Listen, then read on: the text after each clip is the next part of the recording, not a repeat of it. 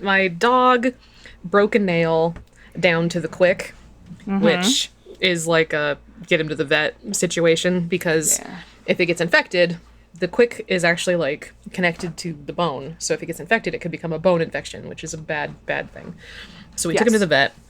His foot is all wrapped up.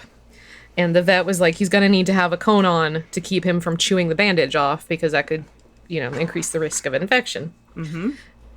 He hates the cone. He has not adjusted yet to the fact that he has a cone on. So he's constantly knocking it into things. He can't scratch his own ears. He's I hate seeing him so depressed. He's so upset. But now he's loving it because I'm touching him and I'm rubbing his ears. And he barely got any sleep because he can't get comfortable. So we have a cone alternative arriving. It's just like a booty, basically, like a Velcro foot cover.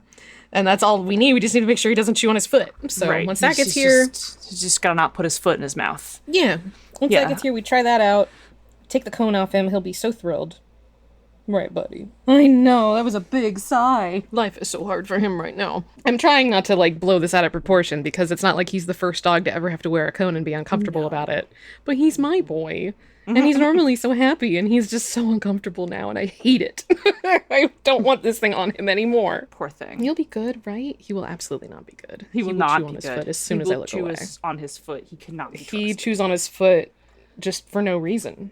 I know he's just delicious. I know he's a good boy, but he cannot be trusted. I'm recording a podcast, so it's not important. No, it's not that important. They don't care. What?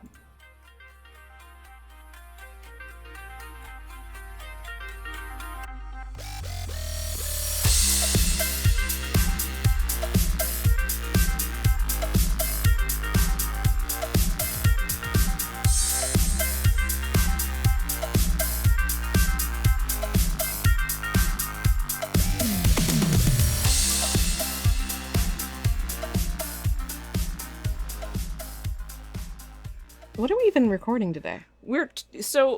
I witnessed an interesting conversation. I'm Monica, and I witnessed an interesting conversation. Welcome to Bonus Experience. This is going to be a very deeper look at the experience of finer detail running games. Right. But this is going to be pretty basic for us, and it's going to be kind of an informal episode because neither of us felt like writing an outline. I just watched my waveform jump because my dog sighed. He went... Me too, man. Me too. What a mood. I'm here, buddy. I'll rub your ears. So you witnessed a conversation with a bunch of people talking about advice for someone who is playing specifically D&D in this case for the first time.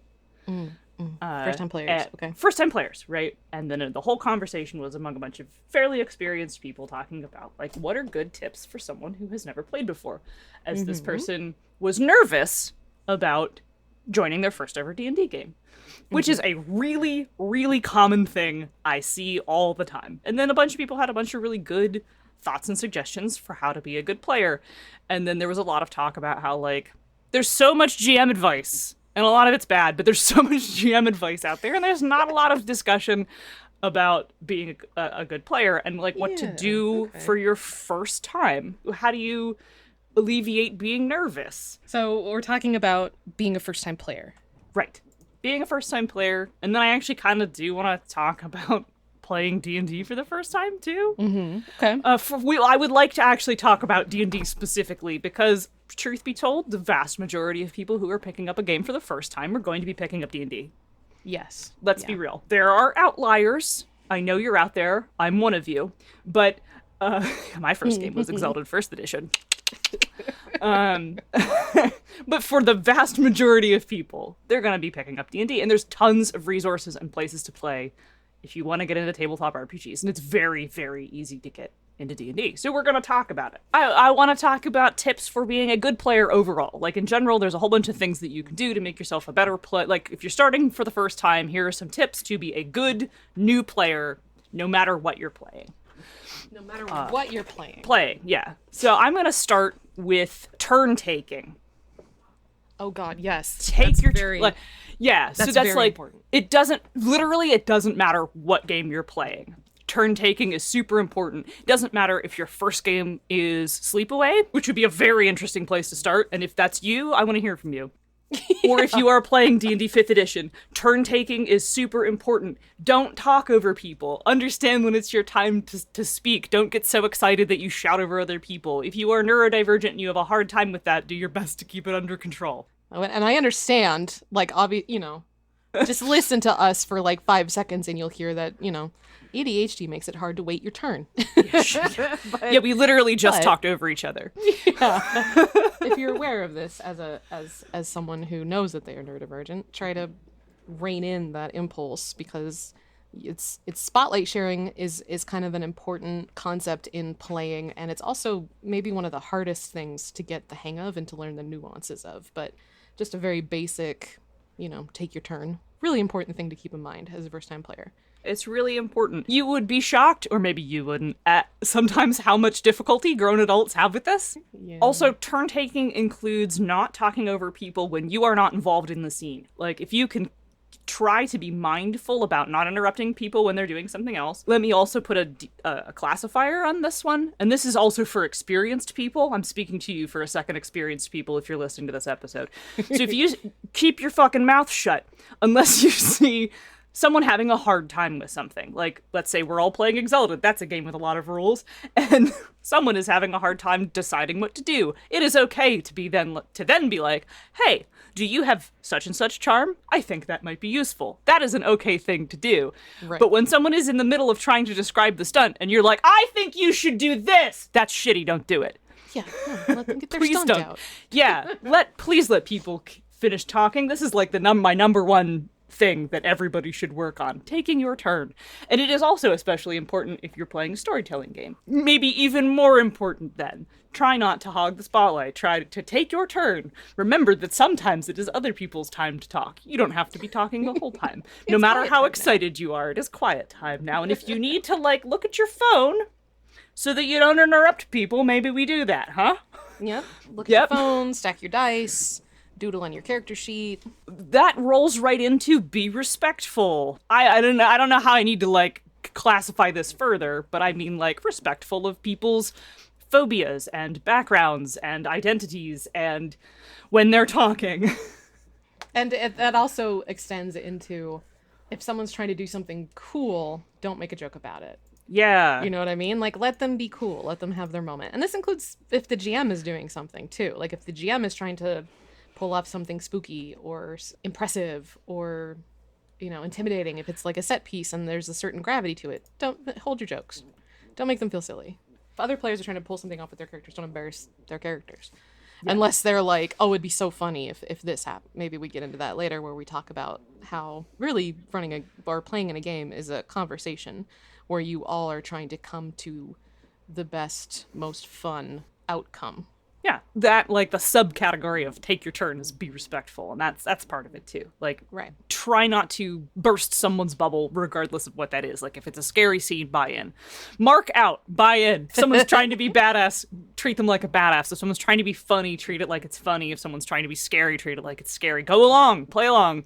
Do your best to play along. And if someone is trying to scare you or your character and you don't want that to happen or feel uncomfortable with it, maybe speak up about, hey, I don't really like where this is going. You are allowed to do that.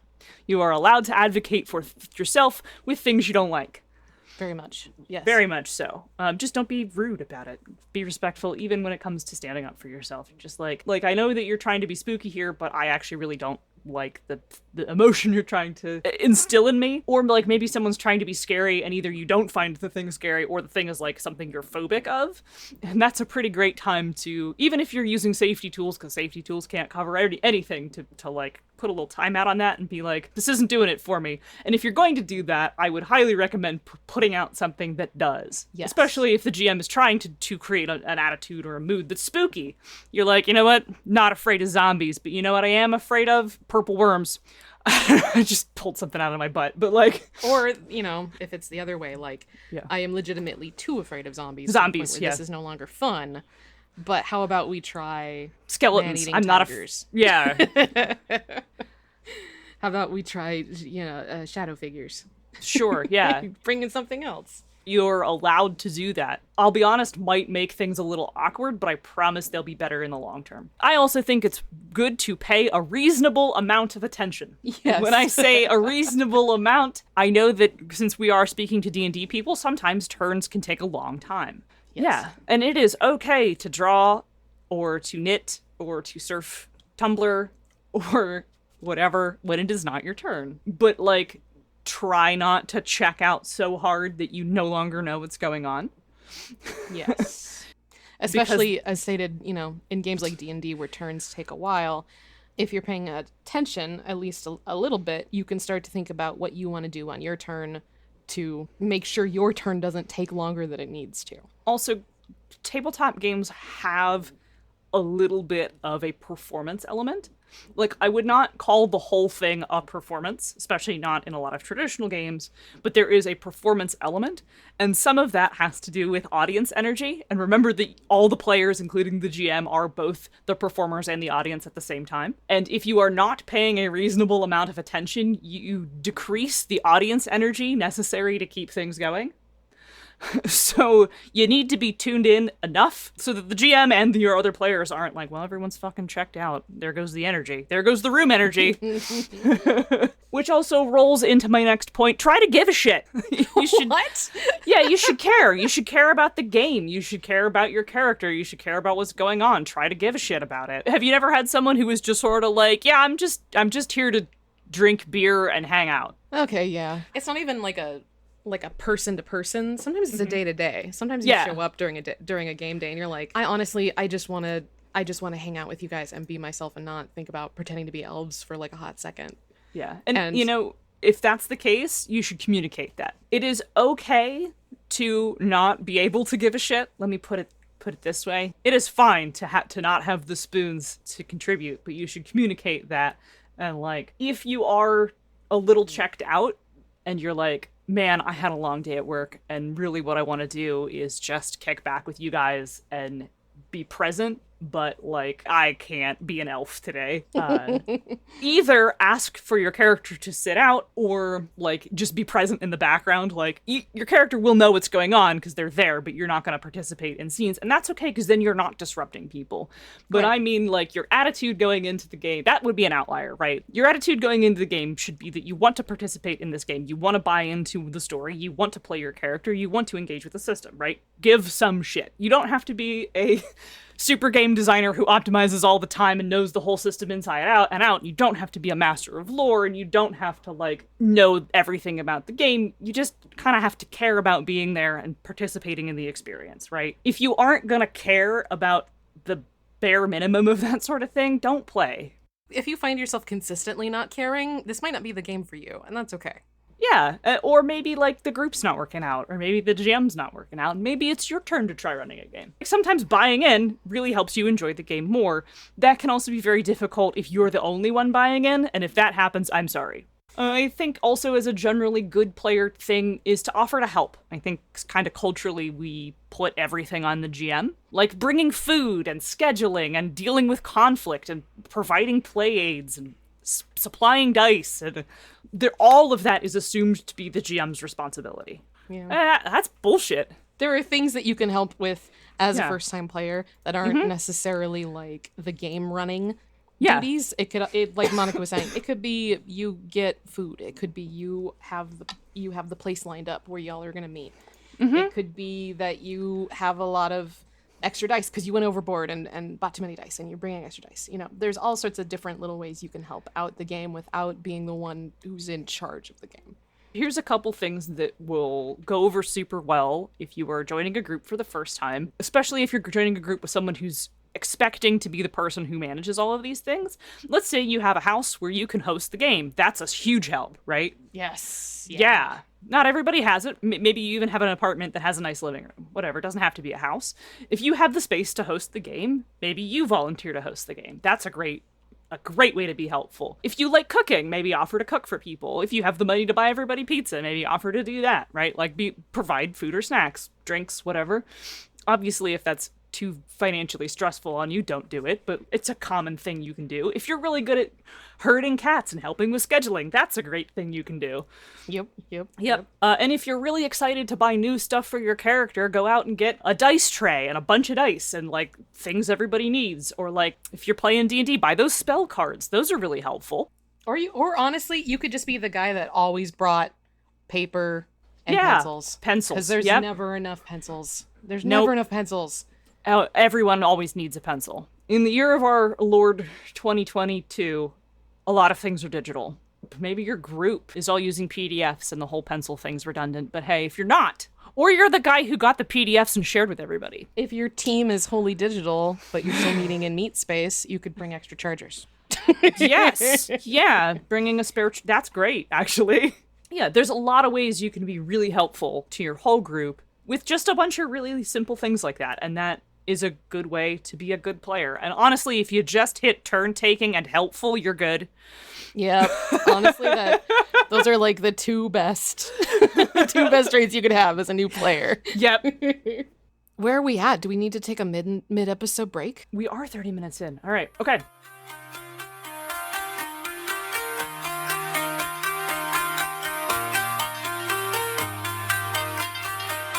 BXP in the mid-episode break, and we're brought to you by the Misdirected Mark Network.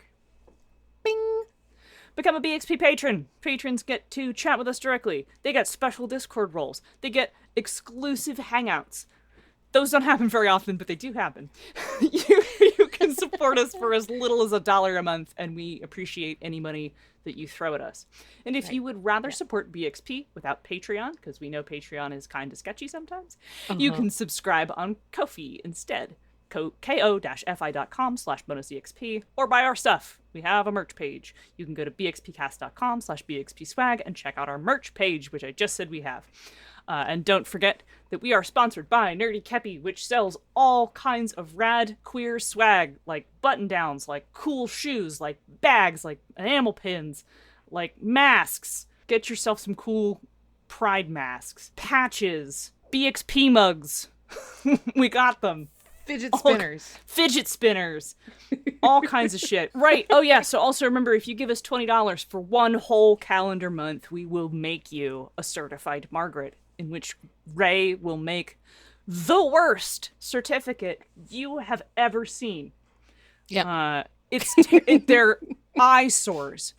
100% worth $20 for a month. Once we have gotten your monies, we will certify you as a Margaret.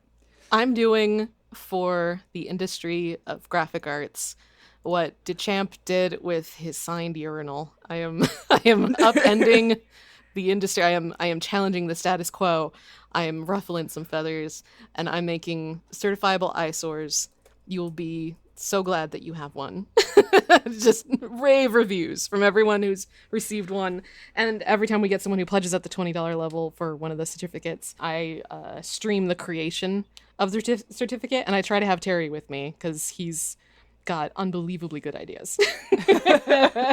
So I really recommend it. Yeah, we highly recommend it. It's wonderful. And you get to keep the certificate, which we send to you in PDF, so you can print it off and put it somewhere and use it as a conversation piece.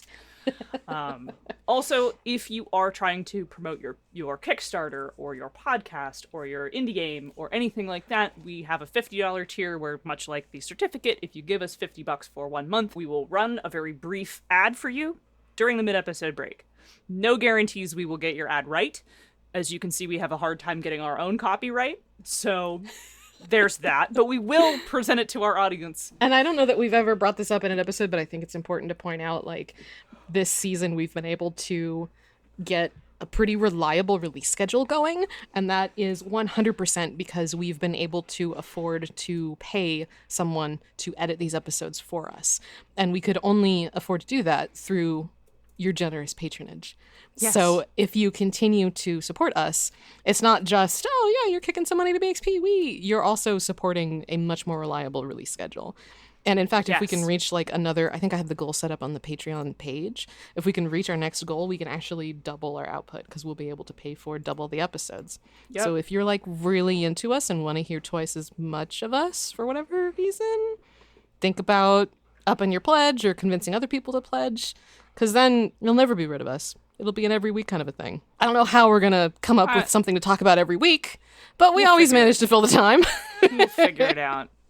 We'll figure it out.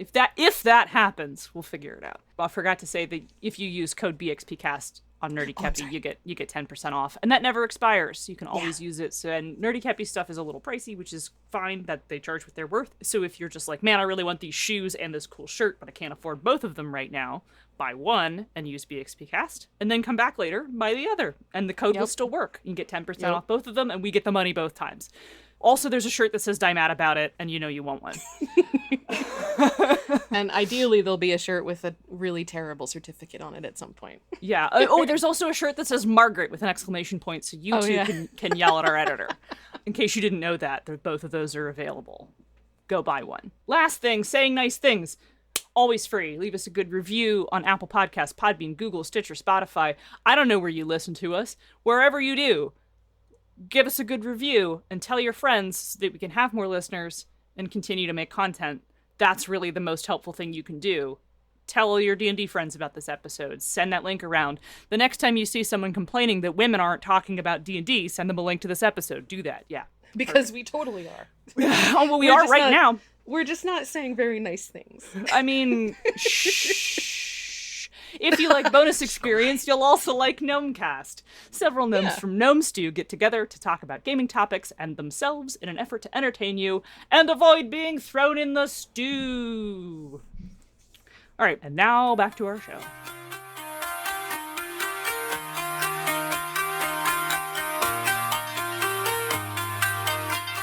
Let's talk about what not pitfalls to avoid. What like shouldn't you do? Like what in general? shouldn't a player do? Yeah. Well, you shouldn't get too in your head about role-playing your character with extreme accuracy. Yeah. Like, don't worry about, I don't have a voice, right? I don't know what my character would do in this situation. Role-playing has kind of, especially, this might be more of a modern thing, or at least it's gotten worse with the last, like, I want to say 5 or 6 years, with the proliferation of actual plays, where said actual plays are performed by, like, professionals, like theater kids, actors, voice actors. Don't feel like you have to come into this like you're a trained improv actor. Like, that's not, you're here to play a game first and foremost. So have fun. Don't feel like you're being put on the spot and have to create a whole new Blorbo from your skull, like Zeus, Athena style. Just, do your best. And honestly, the character will come to you with each time that you play. You'll start to kind of learn more and more about how you want that character to sound and how you want them to act, and it'll come to you. Don't worry about it so much. I also think don't get caught up in the fallacy of like, but that's what my character would do. Yeah, that's the flip side. Don't get so into what your character would do that you actually start to hold the game hostage. Sometimes you'll be in a situation you're like, doing this contrary thing certainly feels in character, but it's gonna derail the whole thing. Remember at all times that you are in control of your Blorbo. Yes.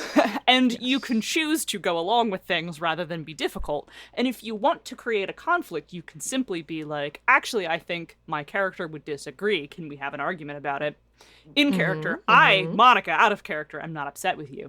Yes, I've done that, right? Like, yes. Make it clear that, like, hey, I'm not mad, me personally, but I would like to disagree with you in character. Or I know the internet's latest white man D&D darling, Brennan Lee Mulligan, he had this whole, like, it was this clip that was going around about him talking about the difference between the character narrative and then you as the actor/player/writer understanding that what the narrative requires is not what your character would like to have happen, and specifically you want to go for the things that are fun and cool to do even if your character wouldn't want that to happen. Does that make sense? Oh yeah. I've been in games where but this is what my character would do has completely derailed or even held the game hostage, and it's nightmarish because it's selfish on the surface. It's really not a very nice thing to do. And like Monica was saying, you're in control. Like, the character is not real. The character is not what has agency here. You, the player, are the one with agency, and you can decide whether that thing happens or not. The other thing that I think is a pitfall that gets people who are starting the game is people often sell the tabletop experience with like, you can do anything. As opposed to like a video game. And so what that really means is that most games aren't scripted.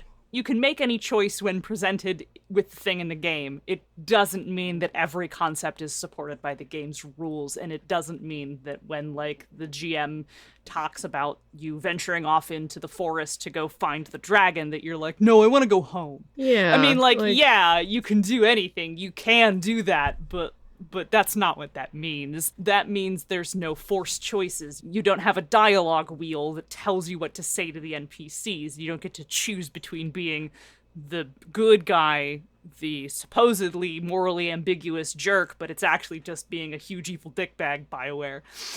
You don't have that. There's no good guy, sarcastic guy, aggressive guy option. Yeah. Like, you've got, because it's a free form, narrative, it's conversation. Theoretically, yes, you could decide to do different things, but then it's a conversation. You're not the only person here at the table, so you might decide, my character wants to go home instead, and then the rest of the players go, okay, we've decided that you are no longer invited. Like, it goes back to what Monica was saying about buy-in. You may be able to choose something, you may be able to have anything happen, but it's still, the social contract still comes into play, and the rules of the game, depending on how closely your table is following them, will also kind of curb the whole anything part of that scenario. Yeah, some of that also came up in that interesting conversation I was describing earlier, that, like, a very new person took, you can do anything, to mean that they could build their character however they wanted. And then they had a cool idea that just doesn't work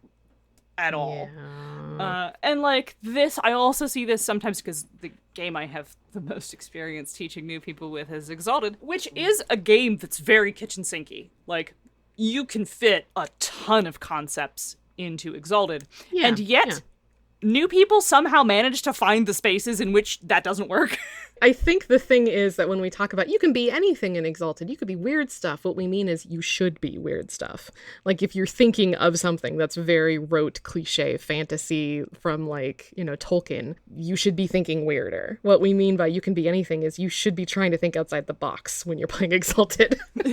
When you pitch Exalted with, like, well, they're kind of like epic mythology superheroes, and someone goes, well, can I play Spider-Man and, like, shoot webs out of my hands?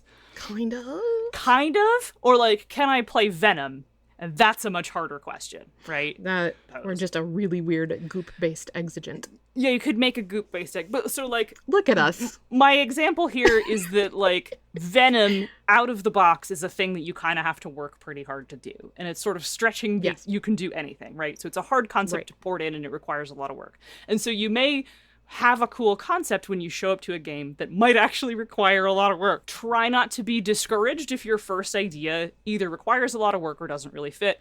Or also, like, read up a little bit and see if you can figure out how to do that ahead of time for this person. So don't have to leave your GM being like, well, not really. Yeah, do a little research at a time into what the setting expectations are and maybe the tone of the game, so that you don't come to your game with a concept that either won't work or your GM kind of makes that face and goes, well... Yeah. Let's talk about how to be a good player if you're gonna play D&D. Specifically D&D? Specifically D&D. Because let's face it, most people's first game's gonna be D&D. Yeah. So I'm gonna start with don't look up optimization advice on Reddit. No, do not do that thing. Don't do that. That often creates an immediately hostile attitude.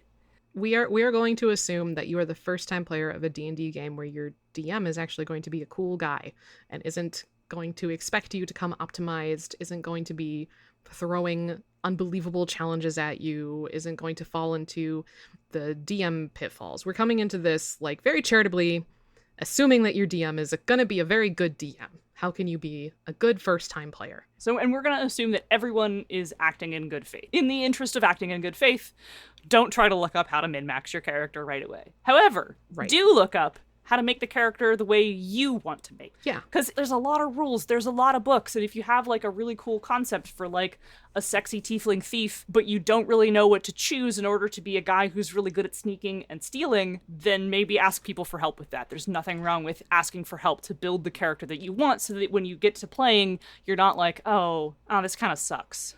Also, pro tip, look up how stealth works in D&D. I guarantee it does not work the way you think. Yeah. If you're coming from playing, say, Skyrim or other like fantasy video games, turns out that you cannot just crouch and walk around and no one sees you. I guess on that level too, with regards to D&D specifically, there are a couple of pitfalls that are specific to character, like class and race builds, where we're saying don't look up min-maxing, don't look up like ideal builds. Do look up advice on how to build a character competently, because as popular as D&D is and as much support as D&D has, there are still choices you can make that will cause you to build a character that is not very good at the things it should be good at. Ranger is the first thing that comes to mind as far as trying to make an effective character and making a character that maybe isn't great at any of the things you would want to be great at. Druid and Ranger. I'm sure other people have their opinions on other classes as well. Yeah, we are not gonna talk about like what classes are good and what aren't. I just want a first-time person good or bad. Yeah, I just want a first-time person to feel satisfied with their choices, and if you have to ask for some advice, that's okay. Also, it is okay to ask to respec. Some GMs may be buttheads about this. They shouldn't be. Because you're new. Yeah. This is your first time. They should be okay with you going, actually, this didn't work out. I think I made some mistakes. Yeah. And we actually have a whole BXP episode about redoing your character. So if you want to listen to that, go from this one to that one. I also think that if you're playing out of a pre-made adventure, you shouldn't spoil it for yourself. Don't go read all the encounters ahead of time. Yeah, don't do that. Why would you do that? For heaven's sake, why do people do this? I guess I understand wanting to be like, to know what sort of monsters are coming so you can be prepared or whatever, but like, the fun is being surprised. And a good DM will give you a heads up. Like, hey, because this advice takes place in the north, don't, take these different options for character creation because they won't be as effective against the kind of things that you'll face here. Like, your DM will be good about giving you some idea of what to expect and what not to do. Yeah. Like, don't make a pirate. Like, at least they should anyway. Not every game does a session 0. We're assuming a charitable, a decent DM. It's true. We are assuming a decent DM. So, acting in good faith. Like, if they were coming to our D&D game. Okay, so we talked about crit roll and APs, and I think it's really important to understand that real D&D games do not play like that. They really don't. They're fun to watch. They are fun to watch. And that's the key part there, is that they're fun to watch. You are not taking part in it more than, more than an audience member, and the people that are putting on the show are actors, and they have like sound and light stages, and they have editors, and they have fucking stylists. Like, it's not going to be like your APs. Here's a bunch of things that are very real about playing real games of D&D. 1, the rules can be hard and confusing. You will often have questions about them. Figuring them out will take some time. 2, fights take a long time. Oh my god, yeah. I don't think anybody who's experienced with games is an edited show understand how long a fight can take. Hours. It can take a whole session. Yeah, it can take the entire time. A whole session could be one combat. As a corollary to that, there's a lot of waiting for your turn. And then sometimes you're going to act, and then you're going to roll a 1, and it was a 3-hour session, and that's literally all you did. That happens. Yeah. Like, it doesn't happen a lot, but it does happen, and you kind of need to be aware that that's the game sometimes. Don't let that scare you away from playing. Tabletop role-playing games are fun. Just understand that occasionally it can be boring. That sucks. Don't quit because of it. Also understand that the drama is what you make it. Like, crit roll often is scripted, pre-recorded. They kind of plan a lot of that stuff. I'm sure that they improv and do things in the moment so that some of that is natural, but like in a real face-to-face game, not with professionals, the drama is what you make it. The group has to work together to make cool things happen. And that goes right back to talking about buying in and being engaged and all that, right?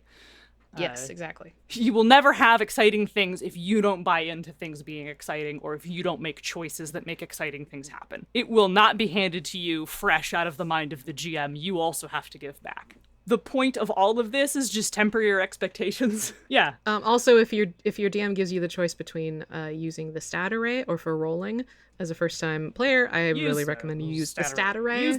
Just use the stat array always. Use the stat array. Just don't roll for stats. Don't fucking roll for stats. Don't come Rolling at me. For stats can be very fun. Don't get me wrong. No, but it's not. I don't. If you're a first-time player, use the array. Oh, well, I like it. Okay, well, did you hear how my voice got?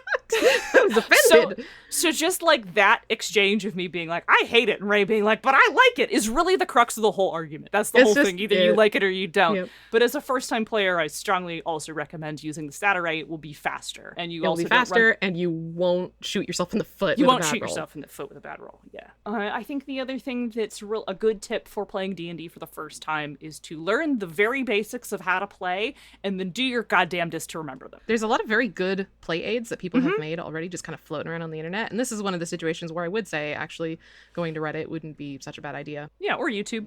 I'm thinking Reddit because I found a lot of really great resources people had already made, like play mats that you can print out from like a Google Draw, where you just print out and it's like, put your guy here, put your spell cards here. Oh, nice. You know, I actually, for first time players, I had created like a card deck for them, basically, that were like, here's all your actions, here's your spells, and then I had like this little flow chart printed out for like, you get an action, you get a reaction, you get a move.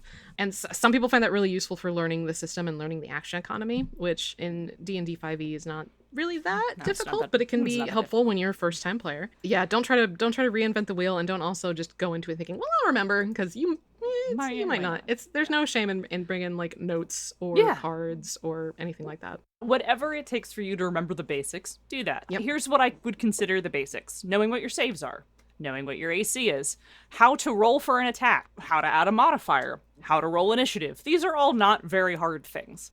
Right. Going back to like pre-made stuff, there's character sheets you can find that people have made specifically for new players that call out all the information that Monica just listed off. Like big helpful boxes around, this is your AC and this is your modifier, add this, like, so you don't have to like scan the official sheet, which is not the greatest, and try to figure out every time someone calls for a roll, be like, okay, what is that? And spend like 30 seconds looking through your sheet for whatever little number that is. As a person who has run a lot of games, I can't tell you how annoying it is to have to repeatedly tell someone basic shit every game. But like the first time it's fine. New people, they get lost, whatever. You're like, it's right here on your sheet. It's right here. This is how you figure it out. Here you go. Once you're past like 4 sessions in, if you ask me how to roll initiative, I'm going to give you the wrong answer. Especially if we're playing Exalted and it's actually been a whole year of the game and there's no such thing as rolling initiative. To be fair, that instance was first edition, and there was. Nah, we switched into second edition, dog. Oh, yeah, but there still was like a start the fight roll. It was join battle. It was join battle. How do I roll join battle again? It drives me fucking crazy. Like, please just the basics. It's not hard. And if you're like, but I have a hard time remembering that sort of thing, well, just put it on a cheat sheet and stick it, tape it to your character sheet, or staple it to your character sheet, or get one of those sheet protectors that you can get at Staples and slip it in there with it. Yeah. It is not hard to keep that information ready, even if your memory sucks shit. What else you got? I think that's it. That's all I wrote down. Do you have anything else that you think makes good basic D&D advice? No, I feel like we covered the most important parts. Okay. Anything beyond that is like kind of advanced, yeah. But you know, hey, that's great that you're getting started on playing role-playing games, even if it's Dungeons and Dragons. Gateway drug, man. You will have a great time. Yeah, you will have a great time. You're gonna make so many cool friends. You're gonna learn. You're gonna make so many cool little guys with problems. Yeah, you're gonna make a guy and be like, look how sad they are. I've made them so sad and broken and gay. And then you'll be like, can we use D&D to play a wizarding school about teenagers? They'll be like, no, but you can use this other game to play that, and then you'll learn how to play other games. Or they'll be like, yeah, and then the two of you will take the game apart, and then you'll start to learn game design. Yeah, it's win-win. It's win-win. Though starting to learn game design is a dangerous road, and once you do that, there's no coming back, and it only gets worse. I think we're done. Okay. It's been an hour. I have to go eat lunch. I also have to go eat lunch. Monica. Yes. Monica. Yes? Monica, where can they find our show? They can find our show at bxpcast.com, part of the Misdirected Mark Network. Bing. And where could they email us? You can email us and let us know if our advice helped you feel more comfortable as a new player. Yeah. You can send us love mail to bonusexpcast@gmail.com. Are we on Twitter? We got Twitter. We do have a Twitter. We have a Twitter that automatically updates every time we post an episode, and not much else. That is. Hey, I update sometimes. That is at bonus EXP cast. Maybe we should move to Tumblr. Maybe. Yeah, maybe. We got a Discord though, right? Like we talked about that. Yeah, I think everyone can join that Discord. Where's that Discord? Yes, the Discord is public for everyone. Patrons do get a private room with direct access to us, but we hang out in the Discord a lot generally anyway. So joining it all, you'll get to hang out and enjoy all the wacky gays other that also hang BXP out there. fans. Yeah, lots of Zoomers, lots of gay people. I don't know. Yeah, lots of trans people. We even have a special channel specifically for trans people to talk about trans stuff. Go we for love it. our trans fans. Anyway, tinyurl.com/BXP Discord. Yeah, we'll see you there. Yep. Drop in and say hi. Wait, we're on Twitter. Yeah, right? We are. Yeah, and on Tumblr. Twitter, right? Yeah. Yeah, I am at Zenith Sun on Twitter and Dice-Wizard on Tumblr. I am Ray W. Cole on Twitter, and I am Ray as intended on Tumblr. It's a gaming joke. Yep. I gotta eat. Yeah, me too. I'm gonna leave. All right. Everybody get out. Yeah, all right, I'm going. It's lunchtime. Everybody get out. Change it if you want to. Change it if you...